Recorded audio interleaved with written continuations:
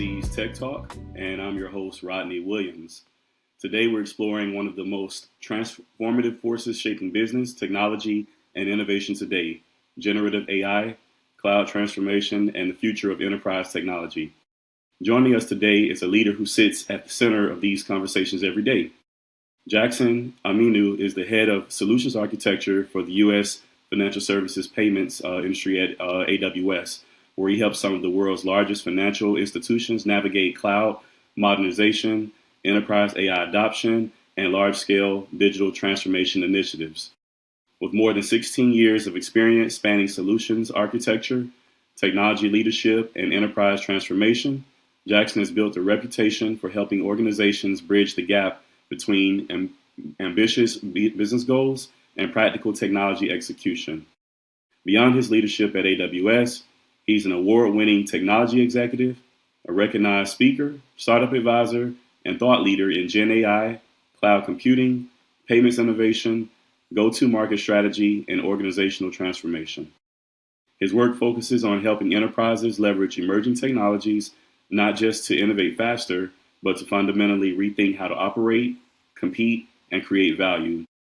Today, we'll discuss the rapid evolution of Gen AI, what business leaders are getting right and wrong about AI adoption, how financial services organizations are navigating transformation, and what skills and strategies professionals need to remain relevant in an AI-driven future. Jackson, welcome to NSBE NYC's Tech Talk. Great to have you with us.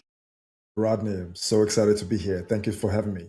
Absolutely, honored to have you on with us today. So before we jump into AI and cloud transformation, I'd love to start with your personal story. So you built an impressive career leading high performance teams, driving enterprise technology initiatives, and advising organizations through major transformation efforts. If you could take a moment, can you take us back to your beginnings? What first sparked your interest in technology, and how did that journey ultimately lead you to AWS and your current leadership role? Yeah, that's a great question and a great place to start. So excited to be here to obviously have this kind of conversation. I think it's so important. I'll go way back to kind of give a little bit of perspective, right? So I'm actually originally from Nigeria, and but I spent the majority of my years growing up in Canada. While I was in Nigeria, I did not really have, access to any kind of computer at all. I did not have friends or family or neighbors, for that matter, who had access to computers. But I remember, and it's a little bit embarrassing of a story to start. Rodney, you're going right to one that still hurts me, that still pulls in my heart a little bit here. But I it was tough growing up. That I really wanted to do, play with computers and have access to a computer, but we just did not really have access to it. And like growing up, we were in a situation whereby like I watched a movie at one time, I remember, and it's a little embarrassing, as I said, and I'm going to say it anyways. It's the movie Hackers. For anybody who's watched that movie, that was my first foray into like watching people just kind of have this amazing control of computers and typing away and making those computers do all kinds of amazing things. And I'm like, I want that. I want to do that. That was literally what it was. And and of course, as time went by, I eventually really try to focus on my studying a lot of my STEM, and finally got accepted into the University of Calgary in Canada. And that was actually quite the experience for me. And I remember very vividly kind of going to class. I was so excited about finally getting to kind of learn about something that I've been so passionate about for a very long time. And I remember sitting in class for the very first time. I was first into the classroom the moment the door opened. Went to the very front of the classroom, sat down, just excited to kind of learn and soak all this knowledge in. Rodney, man, about 1 hour, I mean, no, sorry, about 10 minutes into the class, I took us, I kind of leaned back on my chair and I looked around me, and everybody, I realized very quickly that they all seemed to understand what the hell was going on. I did not. Um, I was very worried and very scared. And what I realized very quickly was that a lot of these folks actually grew up around computers and they were very comfortable, with computer science and, just playing around with computers. I didn't have that luxury at all growing up. Um, yes, I was extremely worried. I mean, this still actually pulls on my heart quite a bit, right? Because it was a very trying moment for me because, in my heart, quite frankly, the message that was coming at me was Jackson, just quit. Jackson, just walk away. This is not going to be for you at all. But this is what I wanted, right? I did not quit. I did not walk away.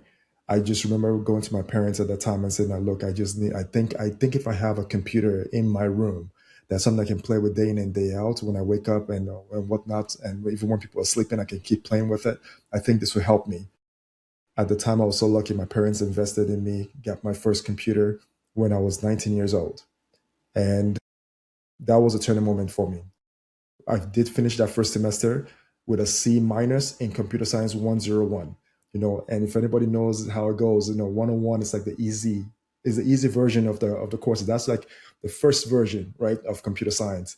But after I got my computer, I finally was able to actually get past that hurdle, and it was an A the next semester, and I never looked back. Eventually, got a great opportunity with an organization that was a consulting firm in Calgary. That gave me an opportunity to really kind of start to apply some of the knowledge, that I gained in university, and of course, just from being surrounded by the right people as well. I was actually able to do quite a few big things over there. They gave me a lot of amazing opportunities, and then eventually I moved over to join Sun Microsystems. A lot of people may not know who Sun Microsystems are, but the very early days of like hardcore computers, that was based on an operating system called Linux and Unix. Like, Sun essentially started a lot of that. A lot of people may also be familiar with the term Java, the programming language Java, right? So the original founder of Java actually worked at Sun. And so there was a lot of like things I got to learn over there working at Sun, and I got into pre-sales, right? Because this was not actually quite the role I wanted. I actually wanted an operations role or software development role.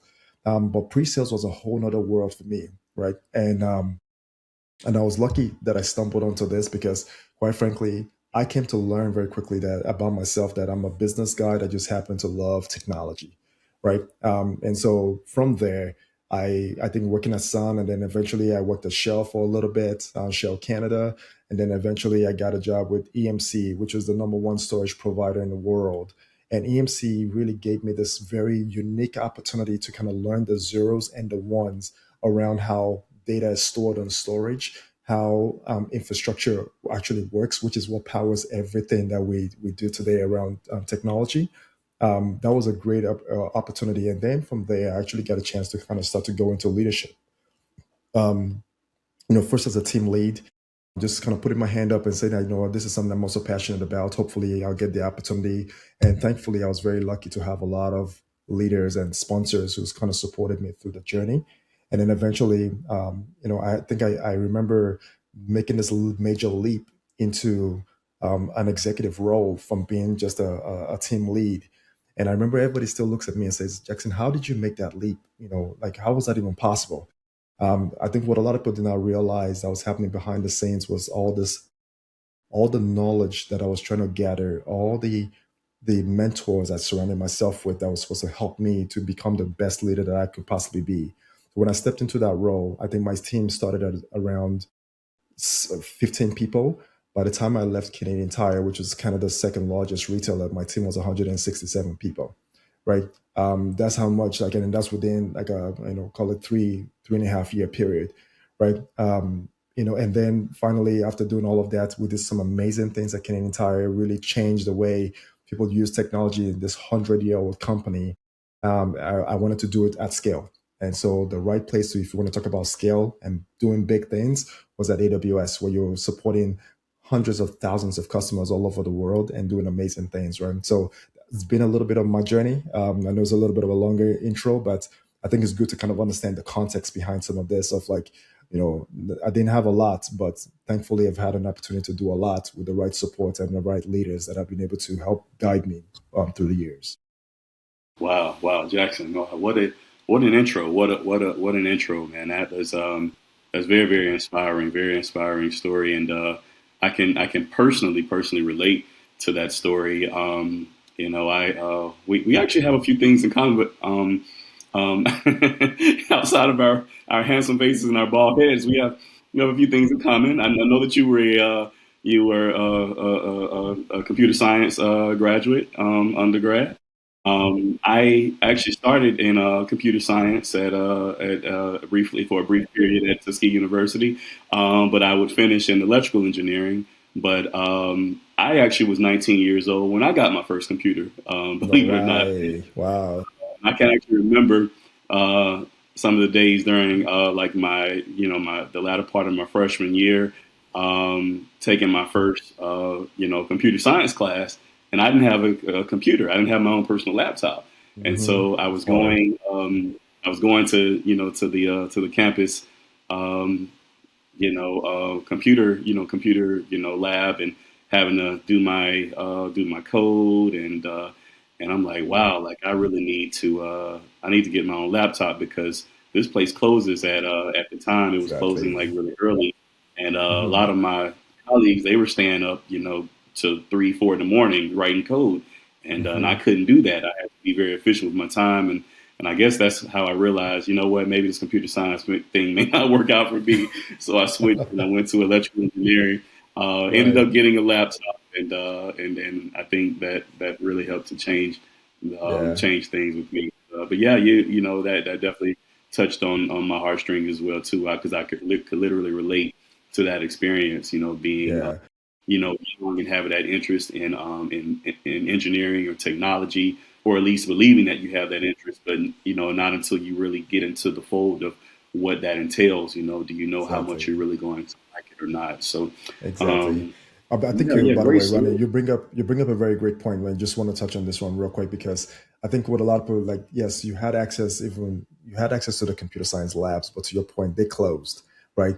And you know this in computer science, like sometimes your homework that you gotta there's an outcome you have to achieve, and it doesn't always. There's no allocated time that you're gonna have to kind of get it done. If that stuff closes and you're on the groove, I mean, you got to kind of pick things back up the next day when it opens up and all that stuff. Like it actually is really hard, right? You want to kind of stay in the groove. That's why sometimes you see a lot of nerds, computer science folks who are like just programming until like 3, 4, 5 in the morning. Like you get in the Mhm. groove and you want to just like get stuff done, right? So having stuff like that in your own, that you can easily access, it does make a world of difference. Yeah, yeah, absolutely, absolutely. I mean, even to this day, everyone that knows me knows that I'm a bit of um, a night person or night owl, so to speak. Because I've ever since my college Mm. days, I've always gotten Couldn't used shake to it. doing all Yeah. of my work and all of my studying late at night, and so I would Hmm. literally lock myself into the engineering building, on campus. Usually Yeah. starting around 10 p.m. and I go hard from what 10 to 4 in the morning.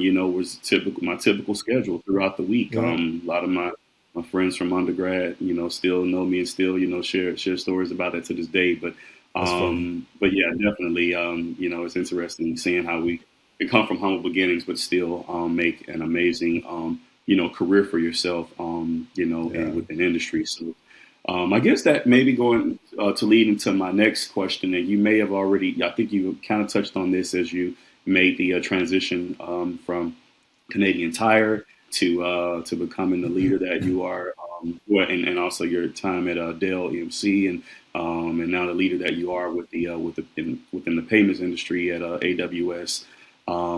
What was your specific defining moment? What was your 11 o'clock moment for you in your career when you knew that this was going to be your career moving forward? I guess that would be that moment prior to you really breaking ground into the leader that you are today at AWS.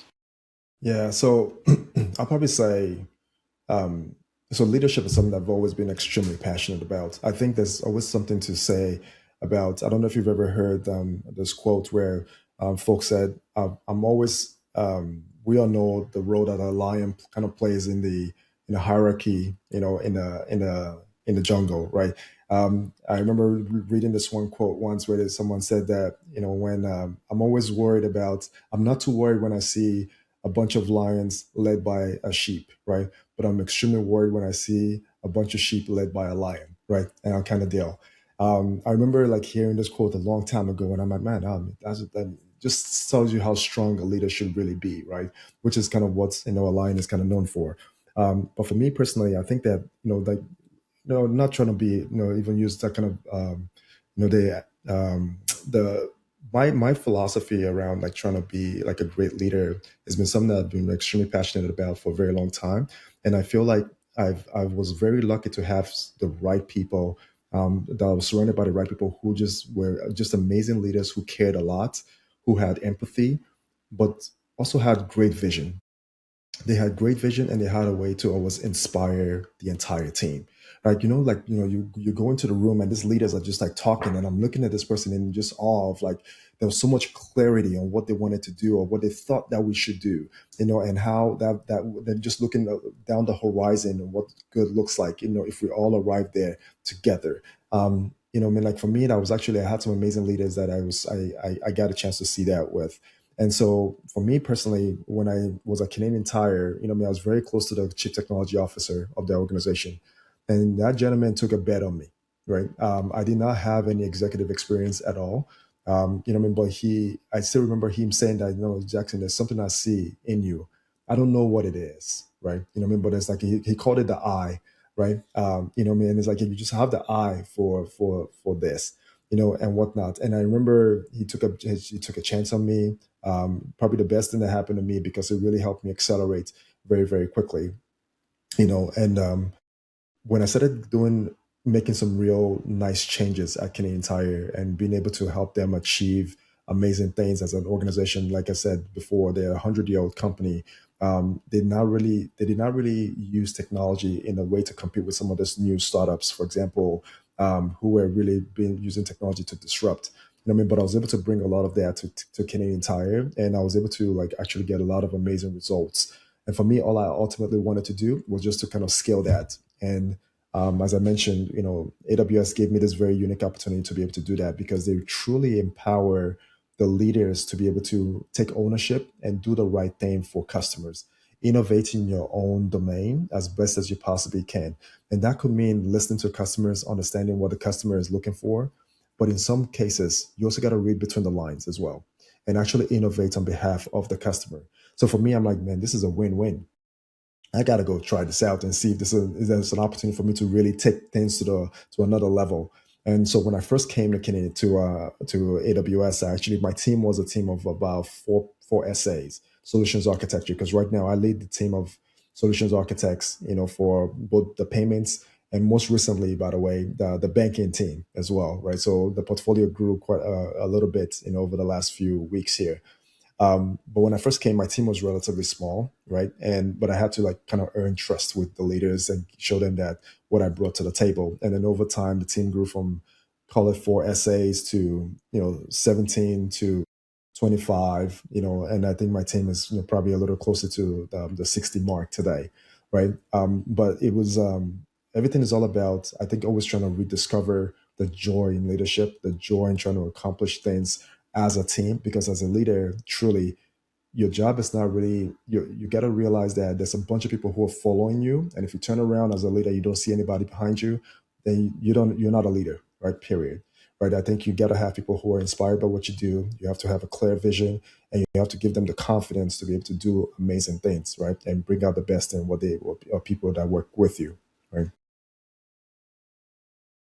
Those are some really amazing points there. Jackson, for sure. I mean, you're speaking upon about the tenets of what makes a great leader. And you can't be a leader if you don't have folks that are following you. But in order for you to be able to lead, you have to chart out a vision for the future. You have to chart a path, and sometimes or oftentimes, especially in this world of AI and generative AI.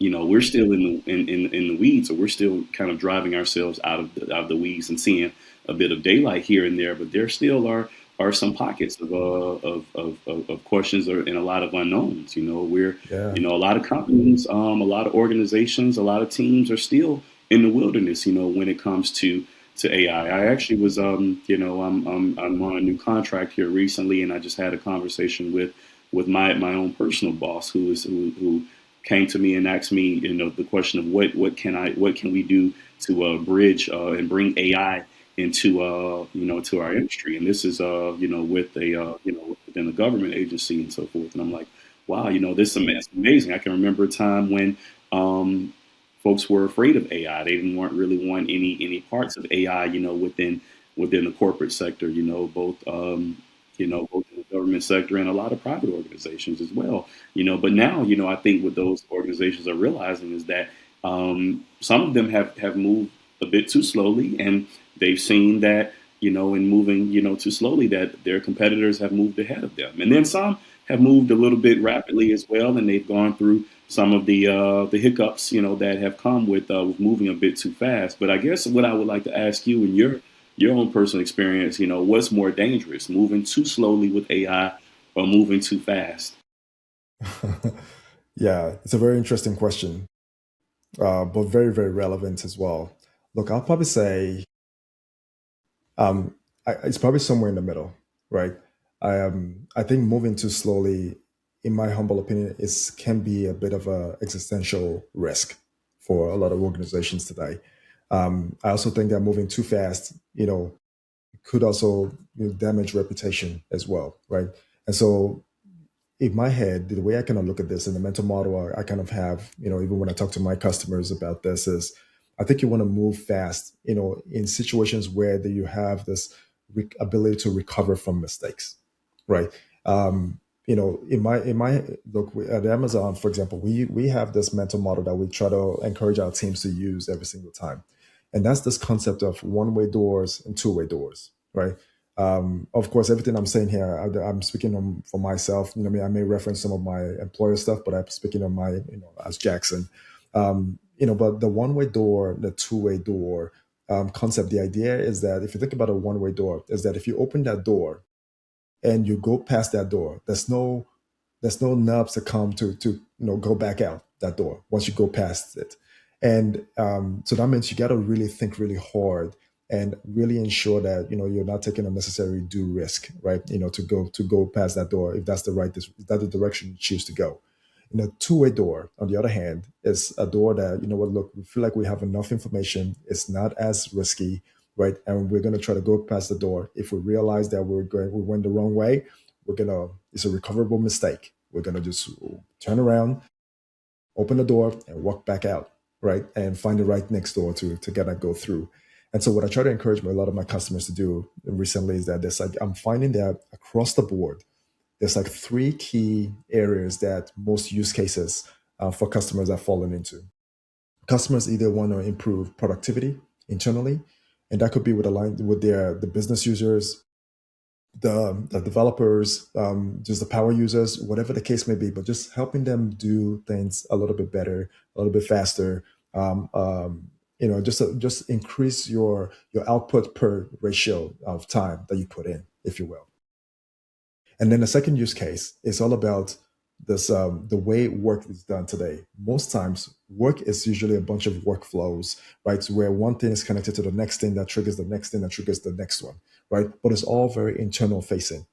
I think in those kind of cases, it's also okay to move pretty fast, right? If you look at those entire workflows, there's tons of technology today that I bet you that can replace a bunch of those workflows and help you improve the time to value, right? And then the last one is more external facing, which is and is to typically aid a company with achieving maybe revenue gains or cutting costs, whatever the case may be. Those cases, I've seen a lot of customers actually take this very a bit of a conservative approach, right? But this day and age, quite frankly, even in that last scenario I just described, there's so many guardrails that you can also put today around AI and how it's maybe helping you to generate revenue and the trust that you're earning with customers and trying to maintain with customers. There's a lot of guardrails that you can put around it. And so, in a nutshell, I'll say there's a bit of, it's probably somewhere in the middle. I always try to encourage customers to move as fast as possible, at least to test things out. And then maybe the rollout's a little bit slow, but I think this day and age, though, I don't think people have the luxury to just go too slow. I think it truly is a existential threat to a lot of companies today. Yes, yes, I couldn't agree with you more. I think that regardless of where organizations are landing on that spectrum. I think that AI is already obviously changing careers and changing the workforce and workplace, in itself. So I think with that, let's talk a little bit more about people. So so you're obviously a leader within the industry. You in Gen AI, and if let's talk a little bit for some of our computer science professionals, some of our coders, some of our software engineers, and things. Let's get a little bit into some of the weeds of that. So if Yeah. I'm going to ask you a question, if AI could generate code instantly, which we're showing and we're finding that AI is doing today, being able to write code and generate, code at rapid rates, more so, at a speed and faster than we've ever seen before in history. Um, how would you say can not only current, computer science students and software engineers, but also current professionals, how can they continue to stand out, when you're having to compete with the speed of AI? Basically, like, what skills are going to keep them ahead of the curve in this space, and what advice would you give someone entering the workforce today that's having to compete with the speed of AI? Yeah. Yeah, there's a couple of nice questions in there. I'll try to take the first one about skills that I think people will need, right? Um, Look, at the very essence of all of this, these are just sophisticated machines that are obviously very intertwined and connected, and just doing a lot of amazing prediction that sometimes looks like reasoning and thinking, right? But it's a prediction machine at the end of the day, made up of many different sophisticated components. And so, if we understand that really well, then I think we should just like that. Then it makes it easy for us to kind of try to just like think, okay, what could the future actually look like? And for me personally, I think that there's likely going to be more so a situation that I predict it will be more the way we have to think about creativity and the decision making and all that kind of stuff. I think we still rely on us as human beings to be able to make some of those decisions, right? Um, and then the machines are almost assisting and augmenting what you're trying to do, right? So maybe to finesse the idea, maybe to initially first give you different paths that you could probably take as well, right? And so I think I can see a world where, and we've been talking about this one for at least 7 8 years now, where we're saying AI will likely become a little bit more ambient. And what that means is that you look around, you don't even realize that you're actually interacting with it on a day-to-day basis, right? And so for me, I think the soft skills, right, of the human connections, for example, the psychology of how the world works and the interactions that we have on a day-to-day basis. I think creativity. I think like anything, like those soft skills, in my humble opinion, like leadership, of course, grit, whatever, everything, those soft skills, I think they're just going to become a little bit more pronounced moving forward, right? People still buy from people. For example, people still interact and work with other people. I think there's going to be some element of that that still needs to ultimately still happen, right? But the AI machines will likely just make, the way you do those things a little bit easier, a little bit more, maybe faster as well. But underneath it, these are prediction machines, right? Let's just be very, very clear and say what they are for what they are, right? Um, and so that's the soft skills. And so for me, and then the other part of the question, around, what folks should really focus on. I mean, for me personally, I think, look, this will likely change quite a bit. I don't think I have a great answer for this. I've spent a lot of time thinking about this. I've been on multiple different, panels with customers and, with, students and all of that stuff, man, and I don't think I still have a great answer for this. And I'll tell you why.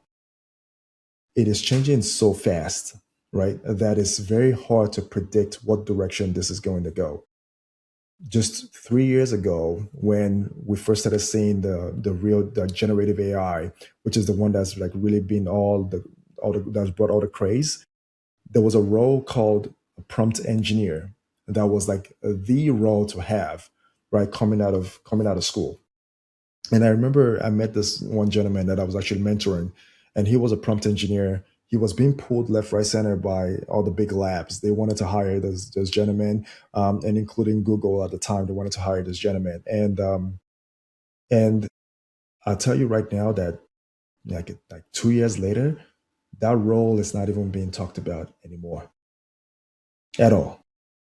And so I'm looking at this and I'm like, okay, this is very unusual, right? And it's unusual for a lot of reasons, right? There's so much advancement that's happening day in and day out. And so for me, given that situation of what we cannot control, which is all this amazing advancements happening day in and day out, um, I think we also need to react to it in the same way. Which what I mean by that is I think it's important for us to be extremely flexible and scrappy to keep up with that level of change. And so I'll give an example. For me personally today, right? I work at AWS, which is like one of the frontier organizations when it comes to like generating AI and supporting a lot of customers. Being on the private sector, the public sector, different sizes from small medium businesses to the world's largest global organizations. There's so much change even happening internally with new services and new technology that's coming to us. It's actually very hard to keep up, right? And then what is a big deal today? Literally in like 6 months, it's like it doesn't matter. When the whole conversation on AI first started, we were just talking about chat services. And then very quickly, like this last year, for example, agents became the big conversation, right? And of course, these are all very different modalities and different things that you need to learn.